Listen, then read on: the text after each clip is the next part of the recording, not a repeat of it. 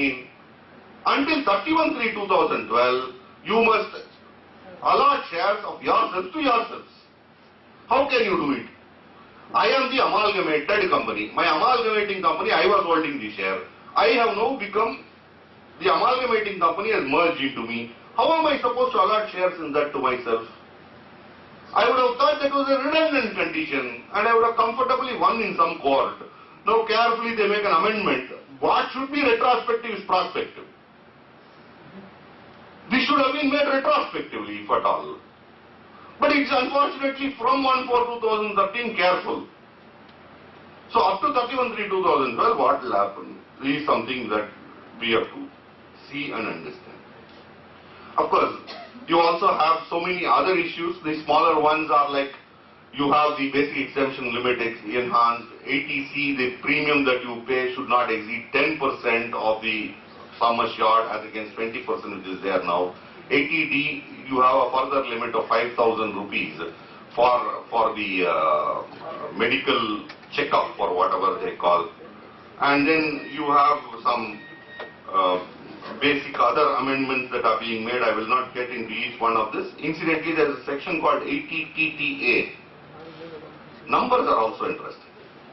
80TTA which says only for savings bank interest 10,000 rupees is deductible.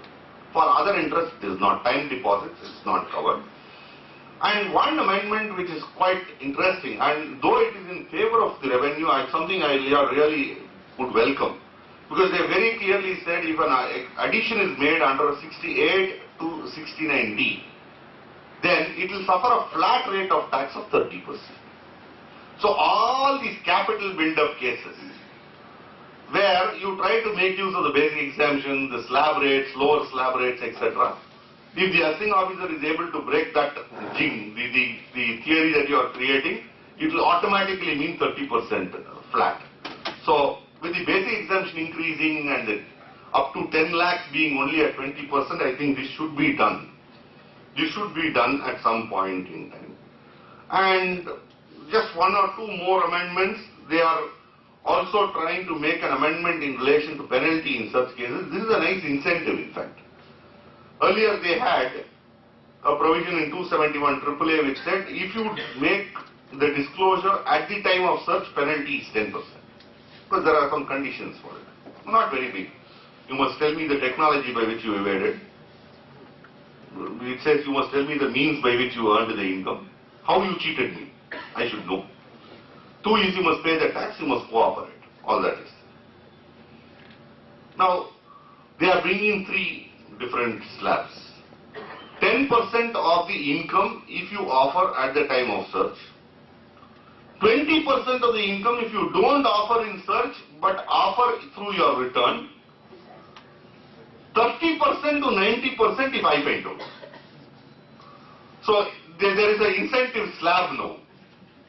So if what point in time you want to make your offer, you decide. That is probably what would be the signal that reaches me. Otherwise, I think I should have covered most of the points. Anyway, if there are any further issues, I will still take it up. I think we are running short in time. I think I've covered most of the points. So, thanking the organizers and all of you for a patient hearing. Thank you very much.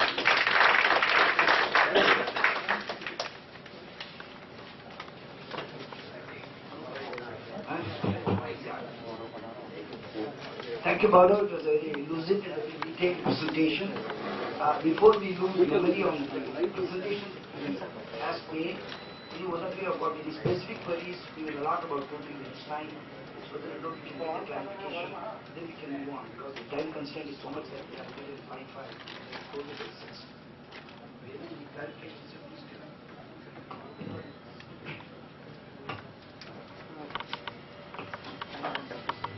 Ever to the Vodafone case, I think since it's a retrospective amendment now, has the government tried to carry board and take out? It's not 11,000 crores. 11,000 crores demand is included tax that I know discussed. By bringing the retrospective amendment, there's a possibility that they pay only the tax. There's no penalty that can stick. Interest is not able because the commission powers of waiver. Therefore, it's a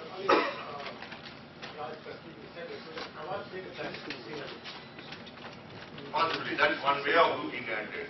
The way of looking at it, what India is, you pay the tax alone. Interest we will waive because the Chief Commissioner has the power. Penalty anyway because it's coming as a result of a retrospective amendment. It cannot be levied. That could be the carrot also. Sorry. The validation would also not extend beyond tax. There's a validation limit also. What is the usual retrospective? After the wealth tax, there's one validation limit. Nullifies even the debt. What I think is, since it is an amendment, Since it's an amendment, penalty cannot levy. You cannot say I can. Sir, I have a point here. See, there are some Supreme Court judgments to see that there are some implied limitations on the retrospective power of the government. It cannot unseat a concluded judgment of the apex court, provided it has attained. This is the trend world over in common law jurisdictions. Pending cases, pending lists, yes, they can be they interpreted. got the review. No, yeah, review whether, see, review. Second year is an income tax act and the provision of section 93, which is probably different from the look cut a person, look through a person, from like it already there. Therefore, Sir, leaving all this, I think retrospective amendment we have been seeing from time immemorial in income tax. Ishikawa Jima was one of those where there was a retrospective amendment, and I think there are decisions to the apex court itself saying retrospective amendments are valid. But so far it has not interfered with the concluded case of an apex court. Like No, it has happened in that indirect tax. No, I have a judgment. The theory that is normally laid out is the objective of the legislation understood as this was the objective of the law, and the decision is not appreciated as from the point. The objective is sought to be reset in such language, which is like that. So that is also, in fact, even that is old enough by ACJ, but it is the five other nullifies the complete software issue, we talked about the software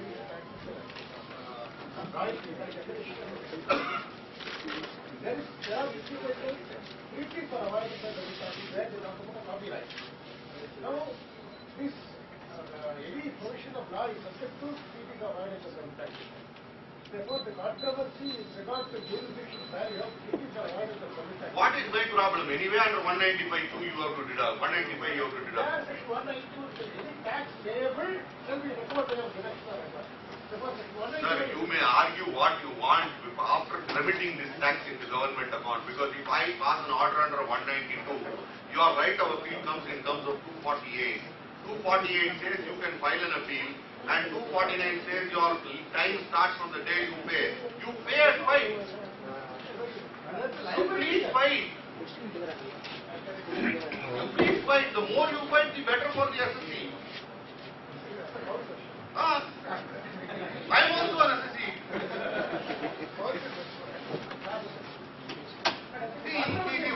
The whole problem is this will, that is why I said it will come to never-ending litigation. taxability itself. See, TDS is one place. They are only covering the TDS. They are not bothered about anything. They are not bothered about anything because they don't give money back.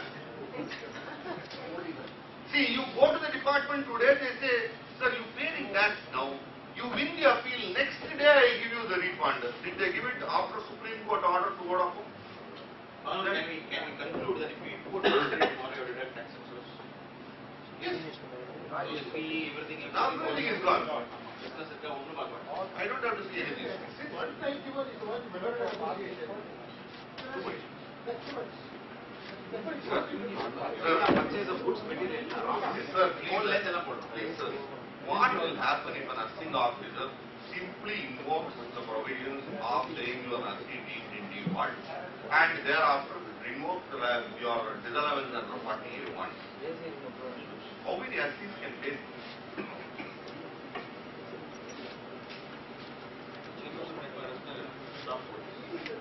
That sort of wide impact is given for even transactions where there is no charge. That is a fundamental principle. Right from purchase of materials to raw materials to equipment, everything will now get exposed. Even though that party will be doing business outside India, there is no PE in India. Article 7 has no application, no influence, salary, but you still are bound. See, they have understood one more thing very this again is brilliant. Most of the cases of foreign payments are all crossing of payments, where the payment is of the TDS itself is on the payer, not the payee, not deducted and remitted. He crosses it up and pays. So what happens is the payee will not file a return in India and claim refund. That's all. I want that only. What about dividend payment? No dividend in India. Sir, any payment outside of India. Once you say chargeable income, what happens? This what is no overturn. What is no overturn? The subject. Tax deduction suspend only by tax payable or deducted. Then what is the meaning of this amendment? Income. But they would have cases where remittances are made No, without sir. transparency. How many cases do you want? How many cases do you want? Do you want to encourage that? No, no, please. That's not the good side. It's all right, okay. Some things are but there are some road tax things. They have to be taxed. Can they be taxes with this amendment or without this amendment? These are two in the hands of In the my view, administration. even without this amendment, it was Correctly there. or not, no, I am not here to defend. You see, all rules, when the police says that you will catch the thief, does he catch the thief only? He is asking you a counter question. No. We are enabling provisions to make a tax regulator, it is going tax regulator, any regulator to do their job properly. They may do their job properly or they may not do, the procedures may be correct, may not be correct, it may lead to annoyance, it may lead to litigation. These are all system based. Now you said Supreme Court, he said, Supreme Court is the final authority of the Constitution. That is in respect of where there are facts. On a particular fact, decision is taken, that is the final of the fact. There is no doubt. But if it is a question of